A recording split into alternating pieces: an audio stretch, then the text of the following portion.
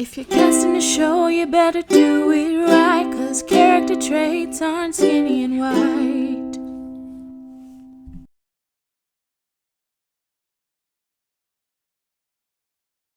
Yo, yo, yo, I am Amara Brady, and welcome to the third episode of Skinny and White Aren't Character Traits. In this paper, I'll explain.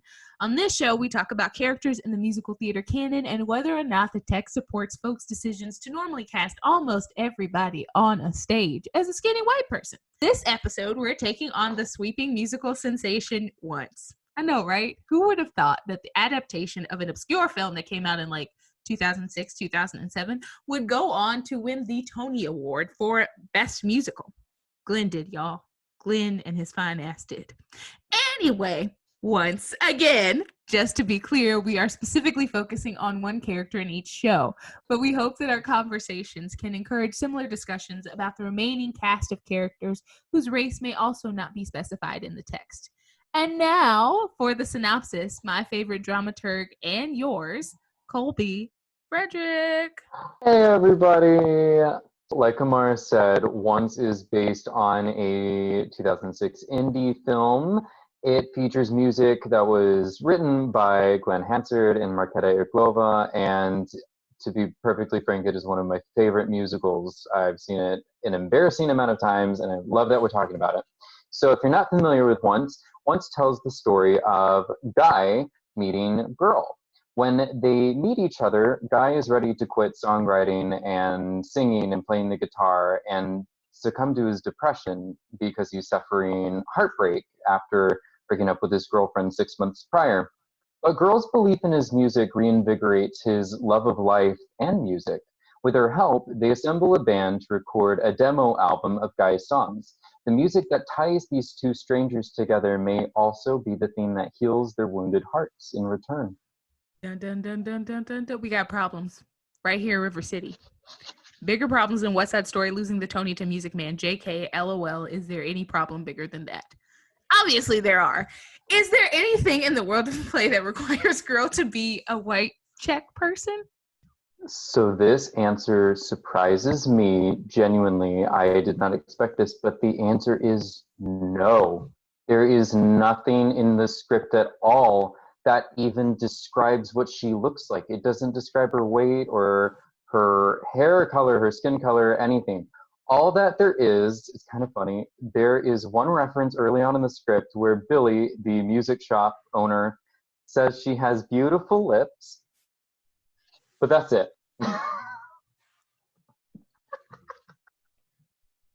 Ask me for my lips. I don't know. Headshot who? We're just doing lip shots for Once the Musical. That's how we're deciding who gets to be Girl. But truly, that is it. That is all that is mentioned in the script about the physical characteristics of Girl. Other than that, we know that her and her mother and her daughter Ivanka are from the Czech Republic, but even then, we don't know where because the script never specifies where they immigrated from. We just know that they live in Dublin. Oh, well, speaking of things that surprised me, guys, guess what? Breaking news, Black people are everywhere, including the Czech Republic. I was really shocked to find this out, but basically in the 1950s, there was an influx, and by influx, I mean larger than normal, not massive, but larger than normal immigration of African people into the Czech Republic. Most of them were doctors and medical professionals and were on the whole well received. Things shifted around the fall of the Iron Curtain in 1991, and the warm reception that they had previously received and their ability to work as a cohesive part of the community fell to the wayside because, as with any major societal shift, structures collapse and people try to find someone to blame. Once again, because anti-Blackness is what? Global, and because Black people are what? Everywhere. You can guess where the majority of society shifted the blame. Today, less than 1% of people in the Czech Republic identify as Black. And if you check out the description below, there's a link to a podcast about the experience of 3 Black people currently living there. Colby also did some research around other communities that were growing because there is a large immigrant population coming into the Czech Republic currently. You want to talk a little bit about that? Yeah, so during the latter half of the 20th century, there was also quite a large influx of Romani people and Vietnamese people. And we say this just to help paint the picture that there are people from all walks of life that live all over the world in places we would never imagine. And so the statistical possibility that girl could be a person of color that had grown up in the Czech Republic and then immigrated to Ireland for whatever reason that she immigrated to Ireland is very possible. So that's it for the dramaturgy portion. We love having these kinds of conversations, and we hope that by having them and sharing them with you, that we can encourage you to have your own discussions like this moving forward. Before we go, we're going to do a little something different this time. I'm going to ask you to close your eyes. I want you to imagine living in a place where you are the minority. You enjoy a lovely childhood despite being the minority and are accepted as a part of this community. But eventually there is a massive shift, a war, maybe it's too soon to say, but a pandemic, or maybe somehow society ends up crumbling. Nothing is ever the same for you. Now you've grown up and people gawk at you when you pass. Opportunity for you in this space has come to a grinding halt, all because of the color of your skin. I'm sure this was the reality for some of the African people who had settled in Czech prior to the fall of the Iron Curtain, and it could very well be one of the experiences of someone playing girl. Girl is an enigma. She's hard to pin down, and while she is in love with Guy, she ultimately decides that her family is more important than whatever she feels for this man. Black women make self-sacrificing choices for our family and communities all the time. If you'd like to learn more about the history of Black women's selflessness for the sake of community and what it tends to cost us, please do some research around the Mammy trope, as well as giving Jackie Sybil's Jury's Mary C. Cole a read.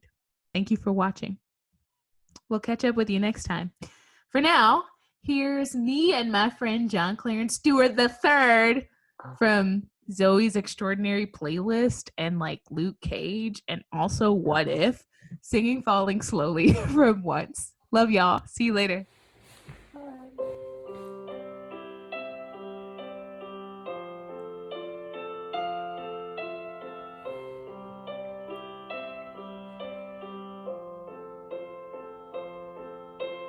I don't know you, but I want you all the more for that. And words fall through me and always fool me, and I can't react in games that never amount to more than their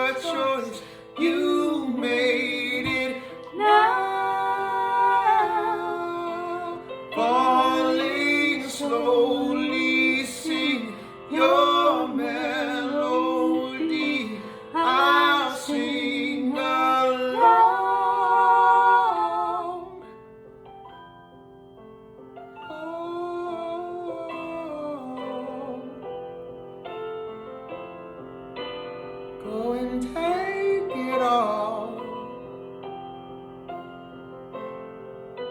I play the cards too late.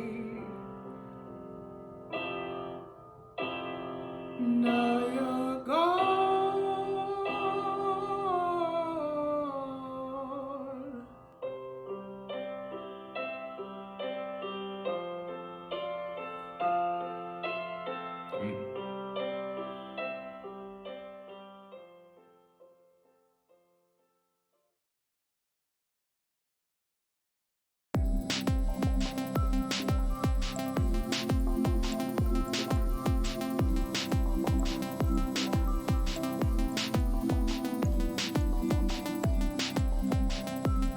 Don't get my hopes up like this. I'm sorry, baby.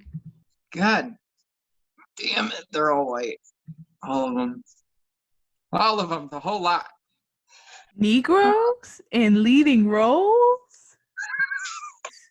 Wait, what did I... Wait, no, that is Once on This Island. That is not Once. I got real excited and then realized, Oh, you nugget. wait, no. It's just Damn so it. much fun to send ourselves on wild goose chases for things that we know probably don't exist. We There really aren't enjoy even any doing this. geese. There aren't even any geese. They're just no, Once on This Island. You got 2 years to Someone get your asked- shit together before the pandemic releases us from what is now our time. You have 2 years. Pull it together. Someone, I don't think a woman of color has played girl in this musical. I don't know why people think the show has to be so white. But people think the show has to be so Wonder Bread white, and I don't. I'm like, have some fun for once. Use your Or just, like, empathy. I don't know. imagination.